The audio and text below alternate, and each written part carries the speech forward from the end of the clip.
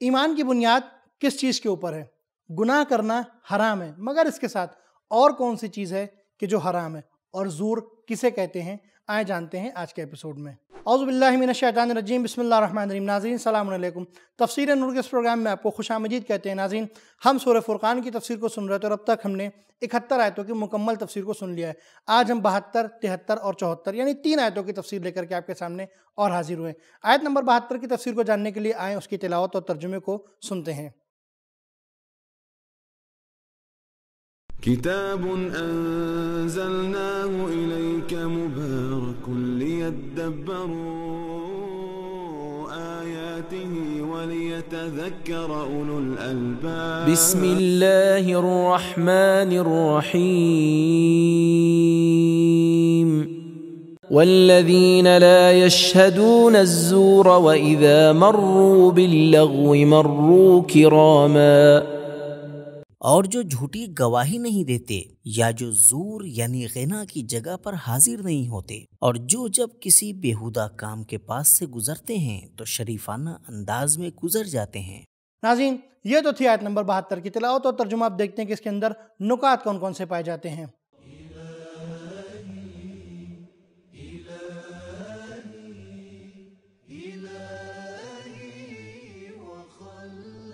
شہداء کے 2 معنی ہیں، ایک حاضر ہونا اور دوسرے گواہی دینا۔ اس آیت میں دونوں معنی ہی مراد لیے جا سکتے ہیں، یعنی وہ لوگ نہ ہی بری محفلوں میں جاتے ہیں اور نہ ہی باطل کی گواہی دیتے ہیں۔ لفظ زور ایسے باطل اور بیکار کام کے معنی میں ہے جو حق کے سانچے میں ہے، اور تفسیروں میں باطل گواہی، جھوٹ اور غنا کے معنی میں آیا ہے۔ امام صادق علیہ السلام نے ایک روایت میں زور سے مراد گانا بتایا ہے۔ تفسیر مجموع البیان میں ہے کہ کرامت کے ساتھ گزر جانا، یعنی جب کسی بری چیز کا نام لینے پر مجبور ہو جاتے ہیں تو اشارہ کر کے گزر جاتے ہیں، جیسا کہ امام باقر علیہ السلام فرماتے ہیں، جب وہ لوگ شرمگاہ کا نام لینا چاہتے ہیں تو کنایے کے ساتھ نام لیتے ہیں۔ امام صادق علیہ السلام نے فرمایا کہ خدا نے کانوں پر حرام چیزیں سننے سے پرہیز واجب قرار دیا ہے۔ اس کے بعد آپ نے اس آیت کی تلاوت کی، وَإِذَا مَرُّوا بِاللَّغْوِ مَرُّوا كِرَامًا۔ ناظرین، ان نکات کے بعد دیکھتے ہیں کہ اس کے اندر پیغامات کون کون سے پائے جاتے ہیں۔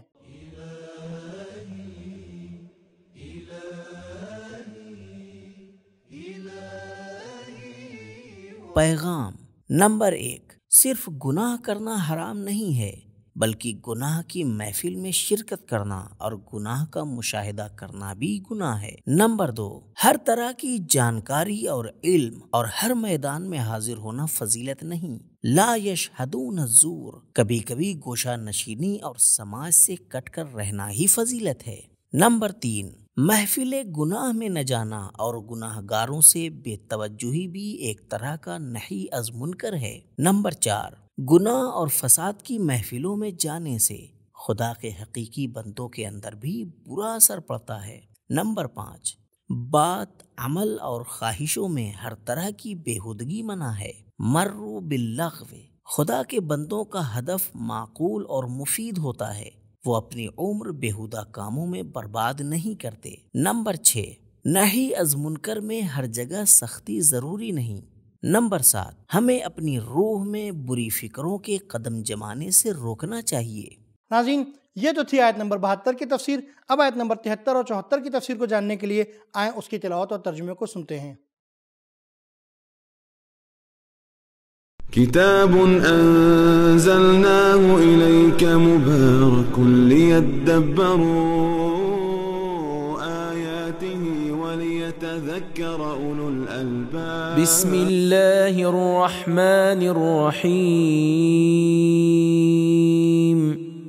والذين إذا ذكروا بآيات ربهم لم يخروا عليها صما وعميانا والذين يقولون ربنا هب لنا من أزواجنا وذرياتنا قرة أعين واجعلنا للمتقين إماما۔ اور جب انہیں ان کے پروردگار کی آیتوں کے ذریعے سے نصیحت کی جاتی ہے تو وہ بہرے اور اندھے ہو کر ان پر گر نہیں پڑتے بلکہ ان میں غور و فکر کرتے ہیں، اور وہ کہتے ہیں اے ہمارے پروردگار، ہمیں ہماری بیویوں اور اولاد کی طرف سے آنکھوں کی ٹھنڈک عطا فرما اور ہمیں پرہیزگاروں کا پیشرو بنا۔ ناظرین، یہ تو تھی ان دو آیتوں کی تلاوت اور ترجمہ۔ آپ دیکھتے ہیں کہ اس کے اندر نقطہ کون سا پایا جاتا ہے۔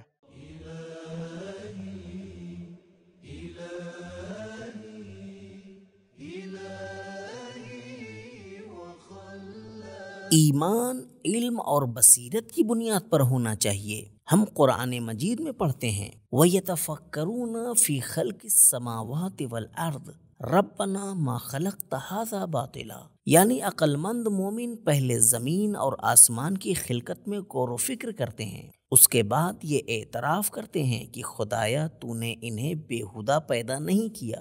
اس آیت میں بھی فرما رہا ہے کہ مومنین اپنی آنکھ اور کان بند کر کے عبادت نہیں کرتے۔ ناظرین، یہ تھا ان دو آیتوں کا ایک بہترین نقطہ۔ اب دیکھتے ہیں کہ ان آیتوں میں پیغامات کون کون سے پائے جاتے ہیں۔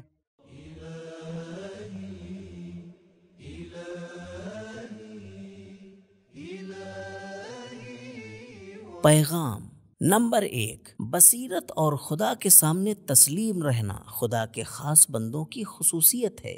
رحمان کے بندے آگاہی کے ساتھ دین اپناتے ہیں اور اس پر عمل کرتے ہیں۔ نمبر 2، انسان اپنی بیوی، بچوں اور اپنی نسل کے لیے ذمہ دار ہے اور ان کے اچھے مستقبل اور انجام کے لیے کوشش اور دعا کرے۔ نمبر 3، تربیت میں علم اور کوشش کے علاوہ خدا سے بھی مدد مانگنی چاہیے۔ نمبر 4، نیک اولاد آنکھوں کا نور ہے۔